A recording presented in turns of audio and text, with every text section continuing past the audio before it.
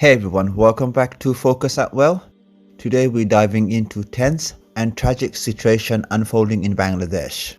This video about the recent protests that have gripped the nation and lead to a closure of school and university. So let's unpack what's happening. First stop, the tragic events. 6 students lost their life during those protests last week. While I'm making this video, over hundreds have died by now and over 1,000 students have been injured. The unrest was sparked by controversial quota system in Bangladesh, which reserve government job and education opportunity for only a specific group. This system has caused a wave of discontent among the students who feels unfair, discriminatory. They believe it limits opportunity based on background rather than merit. So now why are the students so upset? And that because the quota system reserved significant over 50% for children of war hero, women, ethnic minorities and disabled.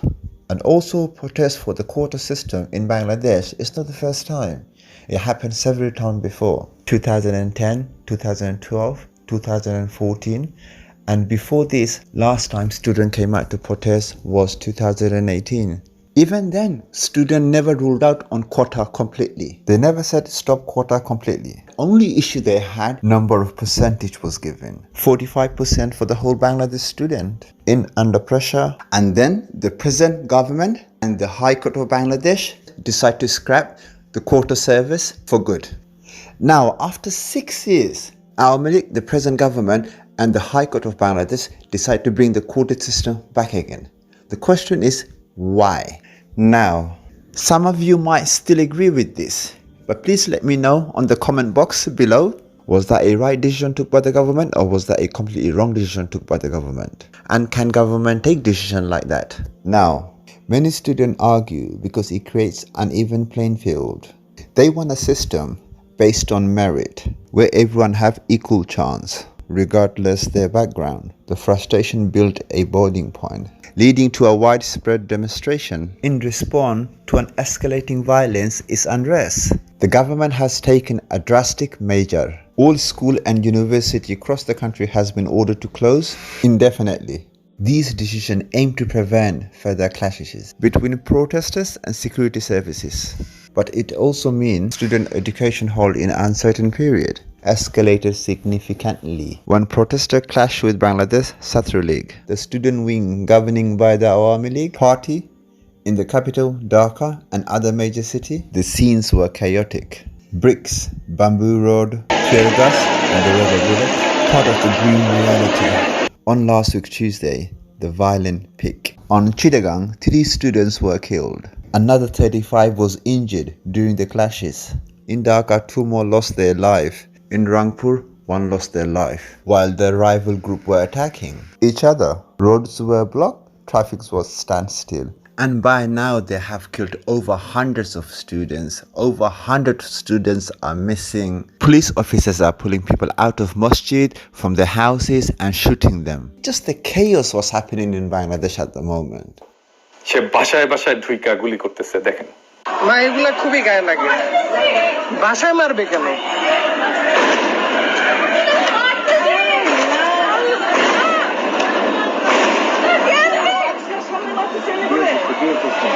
এই DOC বিষয়ে বাসের সামনে মারিস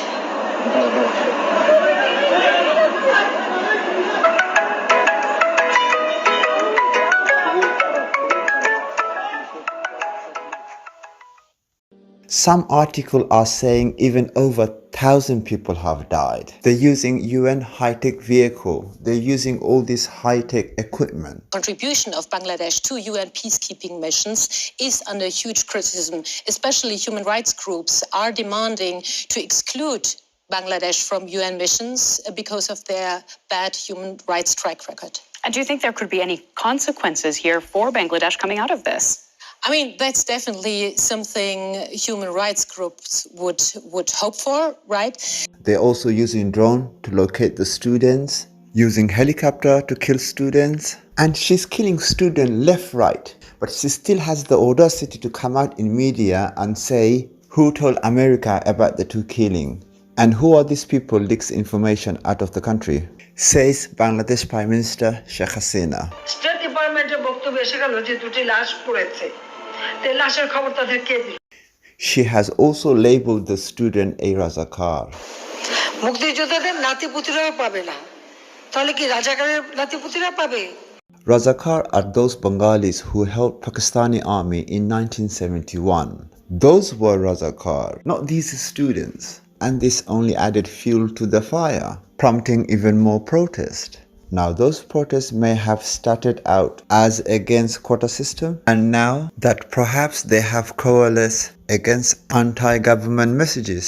Let's see a clip from Al Jazeera News. Would you say that these now have become anti-government demonstrations? I would think so. I certainly would think so, because the resentment was building. I mean, there were many other small, incidents which were brought to light. But again, as I said, the government wasn't addressing them. And the students felt that many of what they were asking for, what they were demanding, were completely ignored and denied. So I think this was that particular moment when all the temples just were, they were really happy at this point, yeah. Now, Bangladesh Government Awami League and Bangladesh High Court accepted students' demand after killing hundreds and hundreds of students. Why did this student have to pay such a heavy price for something that government could have sorted out so peacefully? And now it's not only about the quota, it's beyond that. Against quotas in government jobs for families of veterans of Bangladesh's war for independence, which some say benefit those close to the ruling party. The police and paramilitary are accused of cracking down on the protests. In this video, verified by the BBC, a young man, injured but alive, left on the streets by security forces. He died later, one of more than 150 killed. Outside a Dhaka hospital, Shahida Begum, the aunt of 16-year-old Imam Hussain, who succumbed to gunshot injuries. My nephew was an innocent child. Why did they kill him in such a brutal way? She cried. Hundreds have been injured in what many describe as the worst violence they've seen. 3 of my friends are dead. See, there are blood stains on my hand. Why are my hands colored with the blood of my brothers? We just watched an injured person being thrown out from a security van by security force and left him there to die. So what's next for Bangladesh? The situation still remains tense and the future is still uncertain. Will the protests escalate? Only time will tell. And that's all for today's update. If you found this video informative, please like, comment, share and subscribe.